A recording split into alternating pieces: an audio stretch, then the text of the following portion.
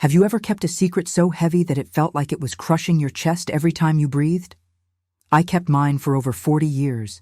40 years pretending certain things never happened. 40 years avoiding questions, changing the subject, making excuses. 40 years building walls so high that even I couldn't see the other side anymore. My name is Mary. I'm 70 years old, and this is the story I never thought I'd have the courage to tell. They say time heals all wounds.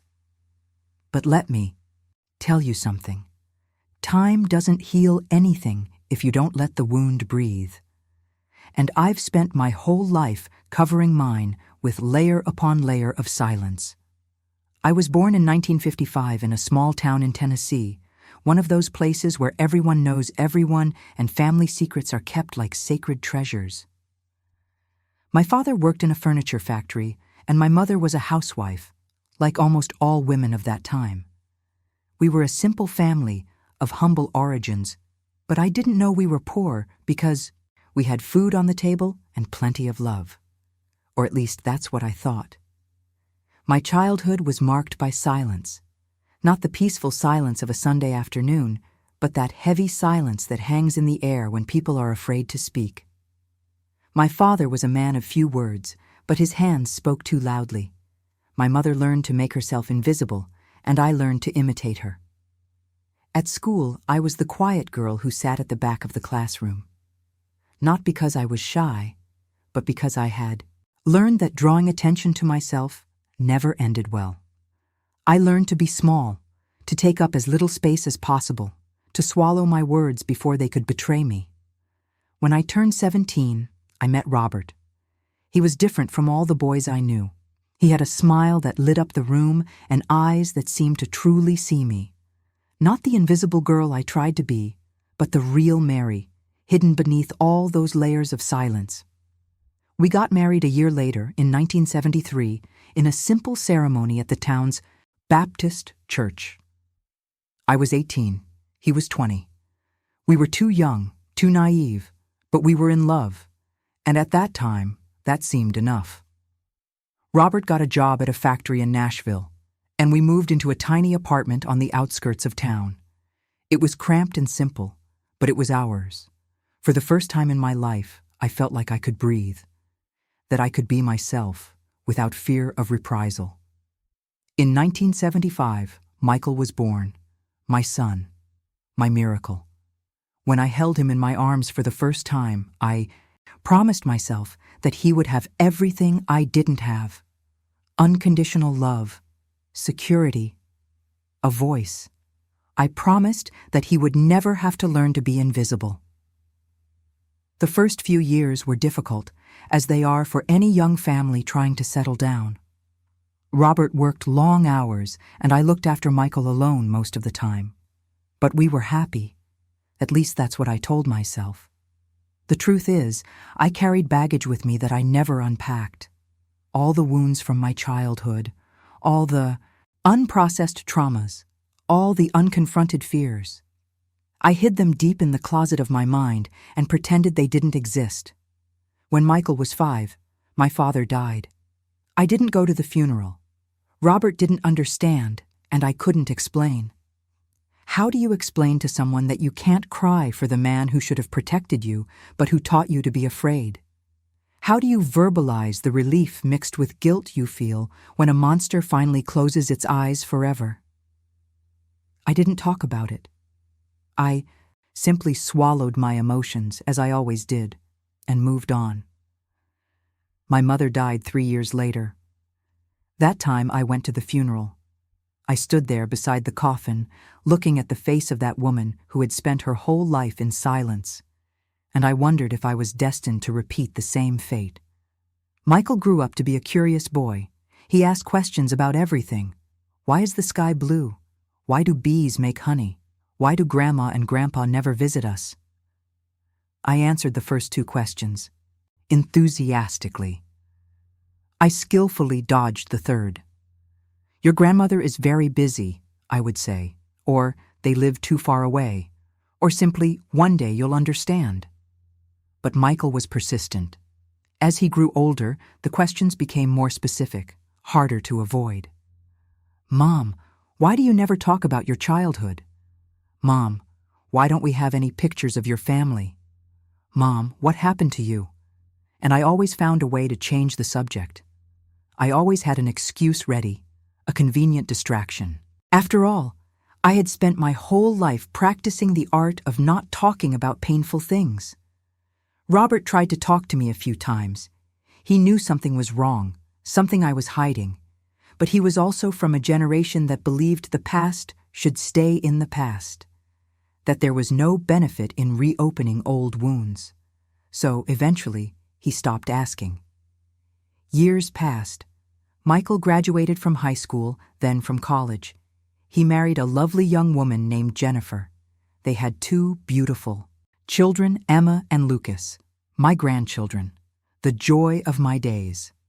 Robert retired in 2010, and we were finally able to enjoy life together a little. We traveled to places we had always dreamed of visiting, the Grand Canyon, California. We even took a Caribbean cruise. Those were good years, peaceful years. But the past has a strange way of catching up with us, no matter how fast we run. Robert died in 2019, a sudden heart attack. One minute he was laughing at a joke at breakfast, the next he was on the floor. 46 years of marriage ended in a matter of seconds. The pain of losing Robert was unlike anything I had ever felt. It was as if someone had ripped a piece of me away. He was my anchor, my safe haven, the person who knew me better than I knew myself. Without him, I felt completely lost. Michael cared about me. He called every day, visited on weekends. Jennifer sent pictures of the grandchildren to cheer me up. They did everything they could to fill the void Robert left. But there was something growing inside Michael. A restlessness that I recognized because I myself had felt it for years. All those unanswered questions, all those blank spaces in our family history, they were resurfacing. It was on Thanksgiving Day in 2023 that everything changed. We were all gathered at Michael's house. Emma had just turned 15 and was working on a genealogical project for school. She wanted to create a complete family tree with photos and stories of all her ancestors. "Grandma, can you tell me about your family?" she asked during dinner, with that typical teenage innocence. "I need information about your parents and grandparents for my work." I felt my stomach sink. I looked at my plate, pretending to focus on the turkey that had suddenly lost all its flavor. "Honey, I don't have much information about that," I replied, trying to keep my voice steady. "It was a long time ago."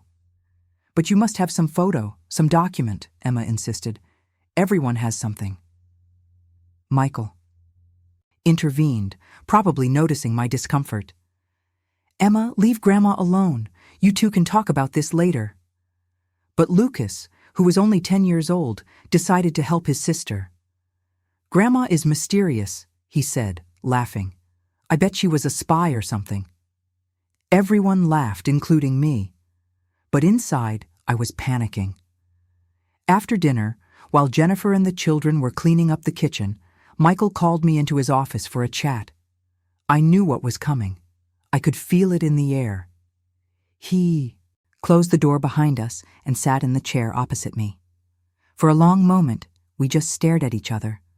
My son, now 48, gray hair at his temples, wrinkles around his eyes.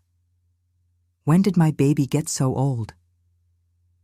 "Mom," he began, his voice soft but firm. "I need to ask you something, and this time, I need a real answer." I felt my heart race. "Michael, darling, this isn't the time." "Mom," he interrupted me.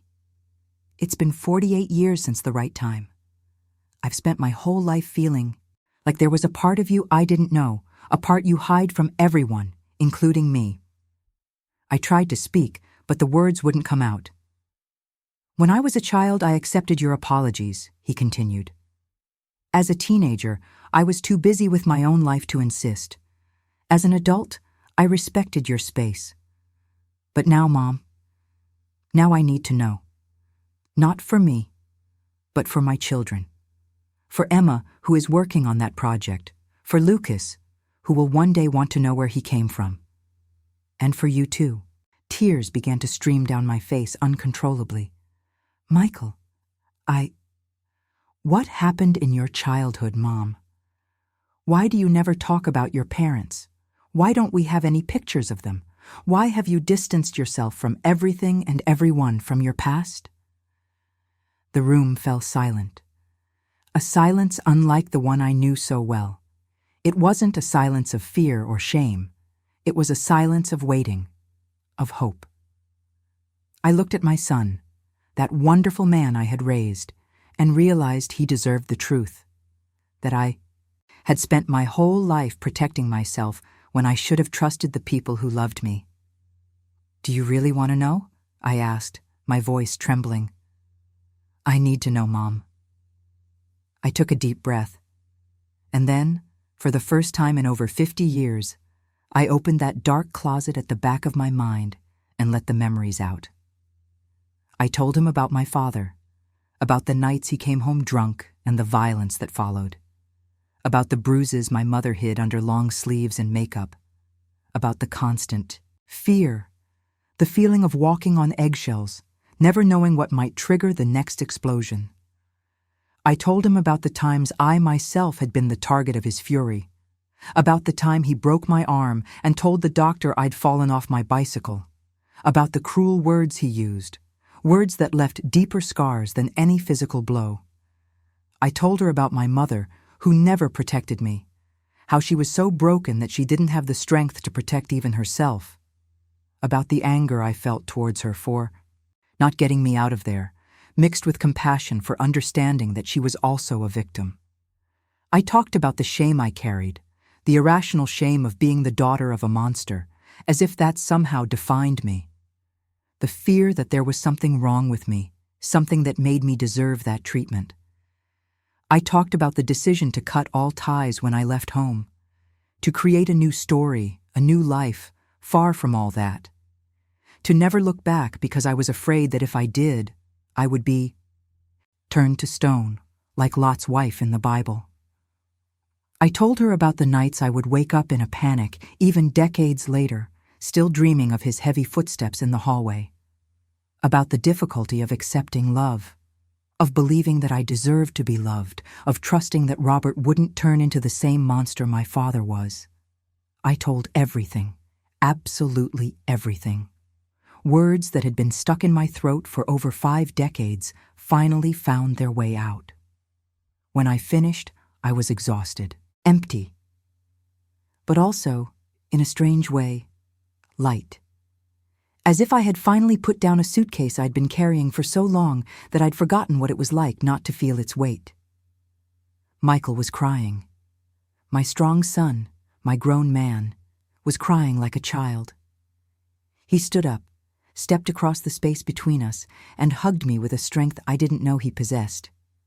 "Mom," he whispered in my ear, "I'm so sorry. I'm so sorry for everything you went through. I'm sorry I never realized. I'm sorry for pressuring you." "Don't feel bad," I replied, hugging him back. "You did the right thing. You gave me the courage to finally speak." We stayed like that for a long time, mother and son, united in a way we had never been before. The wall I had built between us, brick by brick over the years, was finally crumbling. Later we talked more. He asked questions, and I answered. Some answers I didn't have, gaps in my own memory that the trauma had created. But what I knew, I shared, without filters, without excuses, without shame. "Do you think I should tell Dad?" I asked at one point, then corrected myself. "I mean, do you think I should have told your father?" Michael thought for a moment. "I think Dad would understand. I think he would have supported you, just like he supported you in everything." I was afraid, I admitted. Afraid that he would see me differently. Afraid that he would realize I was broken. "Mom." Michael held my hands. "You're not broken. You're a survivor. And you're the strongest woman I know. Not despite what you've been through, but because of what you've been through. You created a completely different life. You broke the cycle. You gave me a childhood you never had." Those words were like a balm to the wounds I had carried for so long. I had spent my whole life wondering if I was good enough, if I was worthy of love, if I had managed to be a decent mother, and there was my son telling me that yes, I had succeeded. In the days that followed, something happened that I didn't expect. I felt more connected to my family than ever before. Jennifer hugged me with tears in her eyes when she learned part of the story. Emma abandoned the complete genealogical project and decided to do something different. A tree that started with me and Robert, celebrating the family we built, not the one that was imposed on us. Lucas, still too young to understand the details, only noticed that his grandmother was smiling more present. And he was right. I started therapy for the first time in my life. At 70 years old, sitting in a therapist's office, talking about childhood traumas. If someone had told me a few years ago that I would do this, I would have laughed. But the truth is, it's never too late to seek healing. My therapist told me something that stayed with me. She said that silence is a form of protection that sometimes turns into a prison, that the stories we don't tell don't disappear. They just stay stored away, taking up space, weighing us down. That talking about pain doesn't increase it, but transforms it, processes it, releases it. I also learned that forgiving doesn't mean forgetting or justifying. Forgiving is releasing the weight that anger and resentment create. It wasn't easy, and it still isn't. Some days, my father's anger still burns strongly. But other days, I can feel something akin to compassion for that broken man who never knew how to be different. My mother is more difficult. The wound of her inaction still hurts. But I'm working on it. I'm learning to accept that she did what she could with the tools she had, even if it wasn't enough. Today, almost 2 years after that Thanksgiving conversation, my life is different. Not because circumstances have changed much, but because I have changed. I feel lighter, freer, more present. My grandchildren know parts of my story now. Age-appropriate versions, but true nonetheless. Emma understands why her family tree begins where it does. Lucas knows that. Grandma went through difficult times as a child, but that she managed to build a beautiful life. They know they can ask me anything, and that I will answer honestly. Michael and I have a deeper relationship than we ever had before. Without that invisible wall between us, we've discovered levels of connection we didn't know existed. He tells me about his own fears and insecurities as a father, and I can finally offer him the wisdom I've gained, not only from my successes, but also from my mistakes. Sometimes when I'm home alone, I talk to Robert. I know it might sound silly, but I tell him about everything that's happened. I imagine he'd be proud of me, proud that I've finally found my voice. If you're watching this and you carry your own secret, your own untold story, I want to tell you something. Silence may seem safe, but it comes at a price. It charges compound interest, accumulating over the years until it becomes an impossible debt to repay. Talking is scary. Opening old wounds hurts. But healing only begins when the wound sees the light. And the people who truly love us, they won't judge us for what happened to us. They will hug us tighter. I lost 40 years imprisoned by my own silence. 40 years that could have been different if I'd had the courage to speak up sooner. Don't let fear steal your years, too. My son confronted me, and it was the best thing that ever happened to me. He gave me the gift of freedom without even knowing what he was doing. He opened the prison door that I myself had built and invited me out. Some secrets need to be kept, but others, the ones that hurt us, the ones that define us in ways we don't want them to, those need to be set free. Told to someone we trust, processed, worked through, transformed. At 70 years old, I finally understood that my story is not a reason for shame. It's proof of survival. And telling this story doesn't make me weak. It makes me human. So if you're carrying something heavy, something you've never told anyone, consider it an invitation. Find someone you trust, a friend, a family member, a therapist, and talk. Open the door to that dark closet. Let the light in. You will discover, as I discovered, that on the other side of silence, there is freedom. You know, there's something I forgot to mention. Something that happened a few weeks after that conversation with Michael.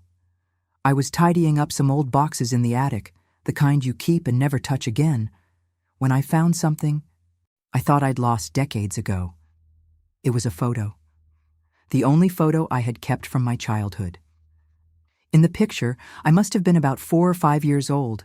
I was sitting on the swing in the backyard of my maternal grandparents' house, with a huge smile on my face. Behind me, my grandmother Eleanor was gently pushing me. She died when I was 6, but in that brief time, she was my light. I held that photo with trembling hands and cried. I cried from longing, from relief, from gratitude. Because that image reminded me of something important. Not everything was darkness. There were moments of light, even in the most difficult times. There were people who loved me, even if only for a short time. I showed the photo to Emma. She scanned it and placed it in the center of her family tree. Now, when I look at that artwork hanging on the wall of Michael's house, I see my grandmother Eleanor smiling down at me through time. Sometimes, healing comes from the most unexpected places. In a dusty box, in the attic, in a difficult conversation on a holiday, in a hug from a child who finally understands. I learned that we are never just our pain. We are also our moments of joy, our small victories, the people who loved us when we needed it most. And this, perhaps, is the most important lesson of all. No matter how dark the night, there is always a photograph hidden somewhere, waiting to remind us that light was also part of our history. Keep this in your heart.